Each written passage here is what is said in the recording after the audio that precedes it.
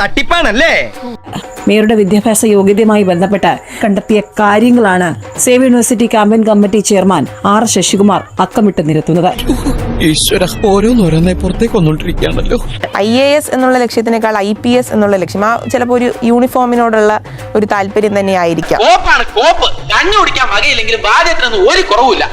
Arya രാജേന്ദ്രന്റെ academic merit പരിശോധിക്കണം എന്ന് ഞങ്ങളുടെ സേവ് യൂണിവേഴ്സിറ്റി ക്യാമ്പയിൻ കമ്മിറ്റിക്ക് തോന്നി.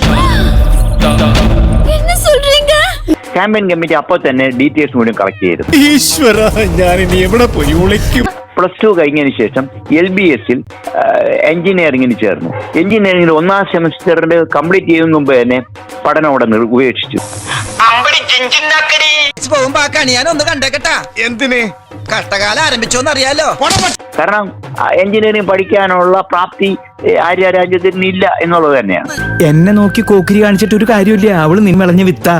അതിനുശേഷം ആർട്സ് സയൻസ് കോളേജിൽ മാനേജ്മെന്റ് കോട്ടയിലെ ആവാൻ സാധ്യതയുള്ളൂ. എന്തായാലും മാത്തമെറ്റിക്സിന് അഡ്മിഷൻ വാങ്ങി. മാത്സ് പഠിക്കണം എന്നുള്ളൊരാഗ്രഹം. ഡിഗ്രിക്ക് ചേർന്നപ്പോൾ കണക്ക് അങ്ങനെ ഉണ്ട്. കുഴപ്പമില്ല പഠിക്കാൻ.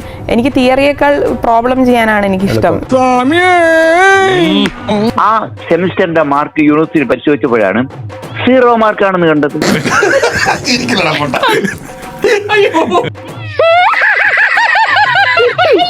വല്ല കാര്യമുണ്ടോ? എന്തിനാണ് ഇങ്ങനെ ഇല്ലാന്ന് നടക്കണേ?